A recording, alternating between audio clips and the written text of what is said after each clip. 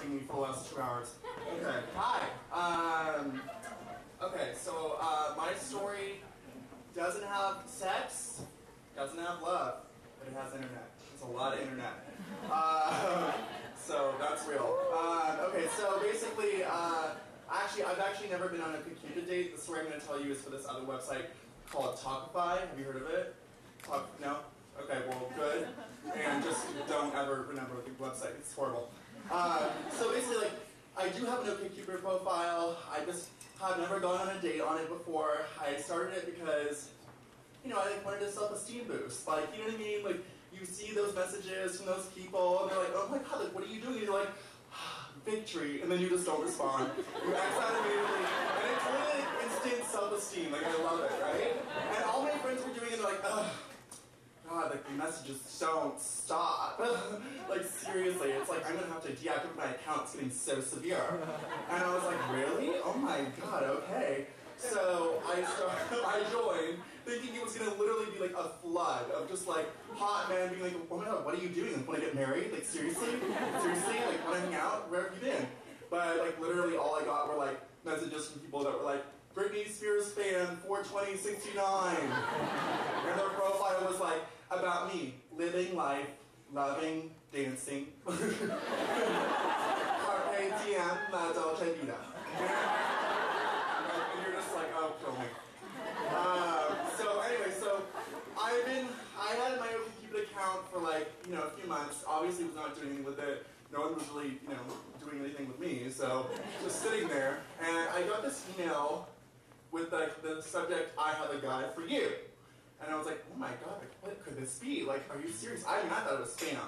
But this is what the message said. Hi Ryan, I'd like to set you up on a phone date with a very cute guy from New York who's involved in media as well. We handpick couples on Talkify.com and give them 7 minutes on the phone each Monday at 10 p.m. Let me know if you're game and I'll set you up for a free call. Sincerely, Victoria Gaponsky. That's right, I'm naming names. V for Vendetta. You'll get what I'm saying in a minute. Victoria, you out there, babe? Huh? Want to talk? So anyway, so I was just like, I thought it was like a scam. I thought they were gonna like, the next message was me like, can you wire like $5,000 to Western Union? And I'm actually like, oh fuck, okay, well, bye. But it actually turned out to be like legit. It's actually founded by E. Jean Carroll, who's like this like dating guru who's like 75 now. And like whatever, she's like living her life. And so I was like, okay, like this is actually really legit. So like I said, you know what? Fuck it, let's do it. Like, I am someone who doesn't date at all because I'm into like sabotaging my own happiness. So you know, I'm just like living like, you know, just like hanging out. You know, I don't really do anything that like is, you know, anything risk involved. So I thought like I would be really daring, you know, new year, new me, whatever. So I was like, yeah, let's do this thing, whatever. So it's kind of a weird thing how it's set up. It's like, they call you, so they're like, okay, great, like, you're gonna get a phone call like Monday at like 7 p.m. and answer. And I'm like, okay. So I'm just like waiting by the phone, like I'm in high school again, like waiting for it to ring, which I love. And like, you know, it's also like an automatic, like an automatic voice goes like, hello, we are connecting you to your date now. And you're like, okay. And it's like music, and then all of a sudden it's like, okay, it's someone on the other line, a real live boy. So, I think. Never know, girl's desperate. So, I talked to this guy, his name was Ryan as well. He like lives in Grand Point, he's really cute, like, or he sounds cute. I mean, he has an accent, whatever. I was like really like, yes, please.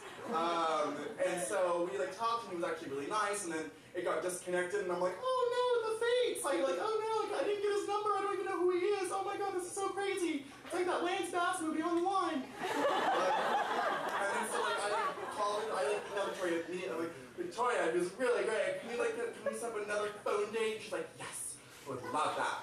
And then like, so we set it up. And then like, the day that she set it up, she sent me another email that was like, are you having your phone date today? I'm like, well, duh, you're the one that set it up. And she was like, yes, there are major solar fireworks going off today. I knew it. I'm like, what? Like, knew what?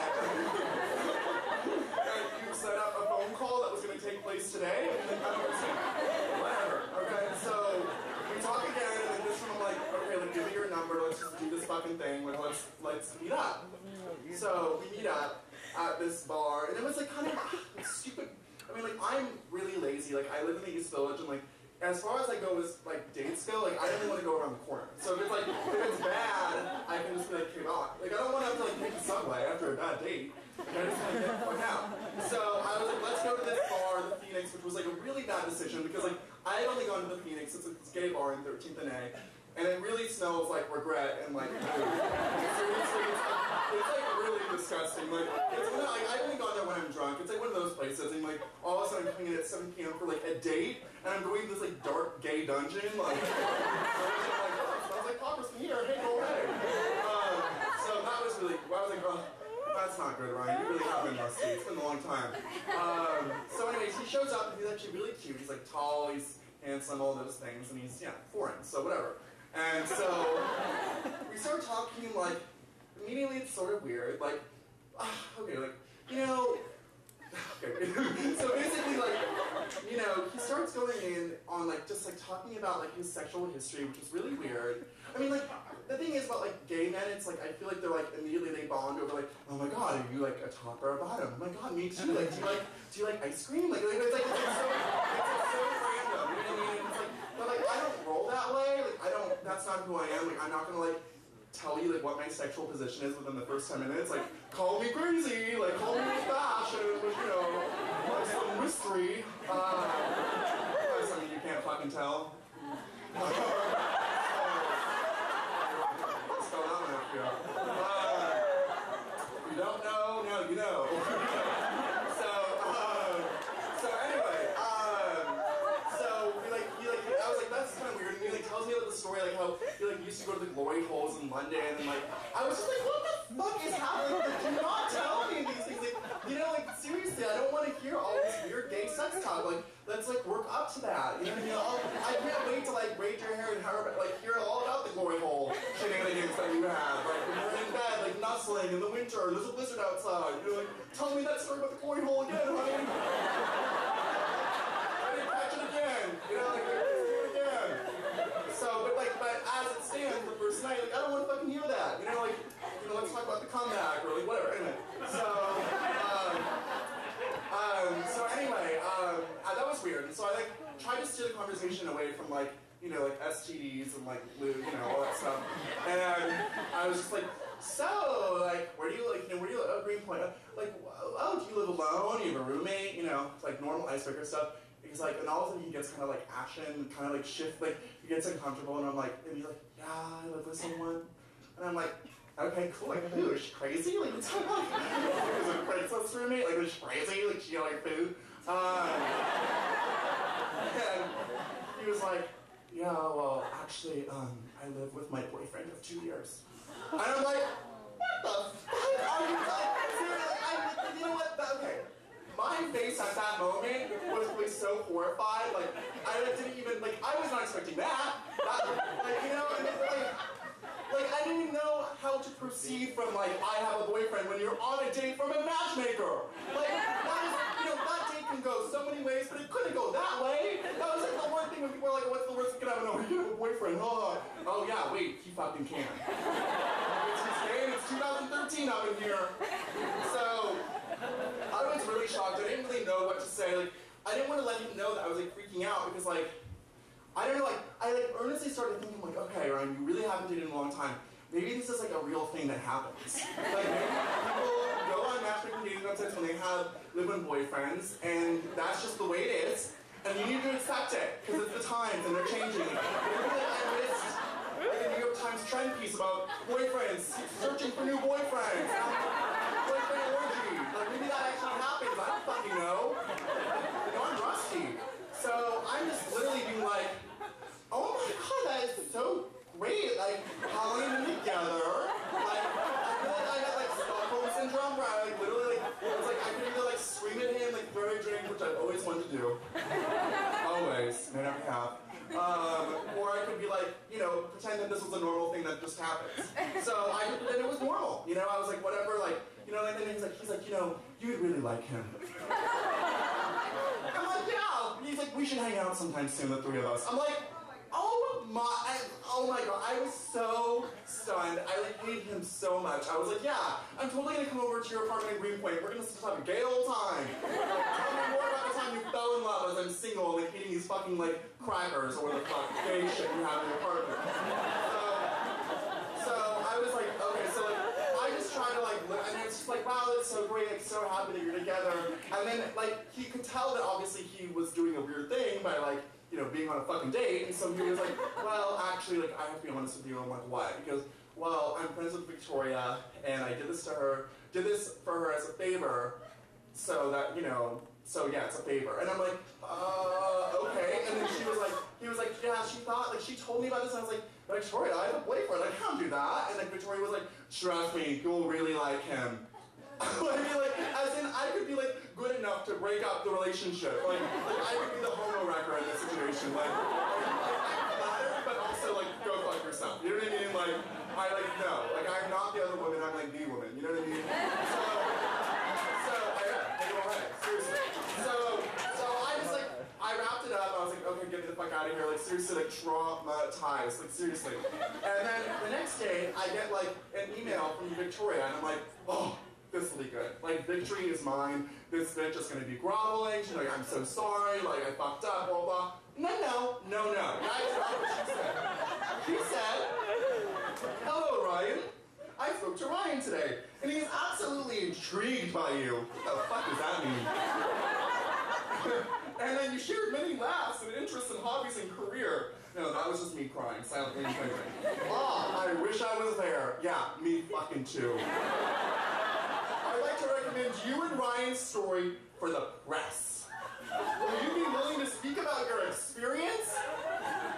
Oh my, like, I could not. Like, this bitch is tripping. Like, is this Twilight Zone? Like, oh yeah, I'll talk to the media about my experience and how you set me up with a guy with a living boyfriend. Like, love that for you. Love that press. Love that press. And so, I wrote her back and it was like, he has a living boyfriend, which apparently you knew about?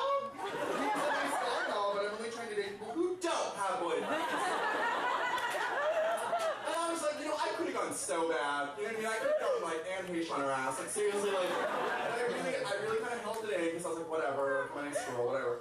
So clearly. So then she wrote me back, she goes, you guys were so much alike, I just had to set you up. First of all, she doesn't even know who I am. I never met her. Like I don't know what the fuck she's talking about. I was like, oh my god, Ryan, it's like know you so well, you're doing so perfect, you know. Hey, you never know. Oh, but don't you, Victoria? Don't you?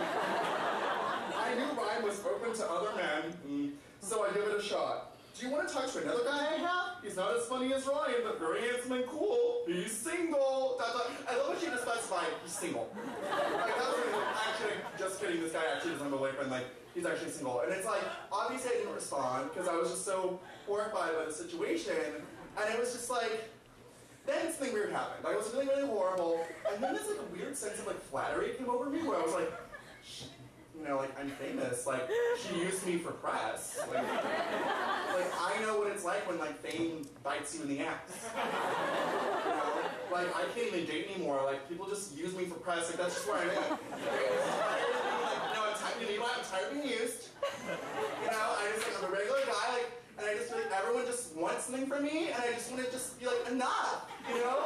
And it was like this weird thing where, like, I mean, like, if she thinks I have any fucking cachet that is dark, you know what I mean? I'm like, okay, like, so the whole thing was just so insane. And then also what was weird was that Ryan texted me again being like, when can we hang out again? I'm like, are you guys in, I mean, I feel so often like I'm living in the Twilight Zone, don't you sometimes? People just act so absurd. And the only thing you can do is obviously tell a group of strangers about it. I was in a bookstore. So, needless to say, you know, I never went on another date. I never used well, I went on dates, just not with Talkify.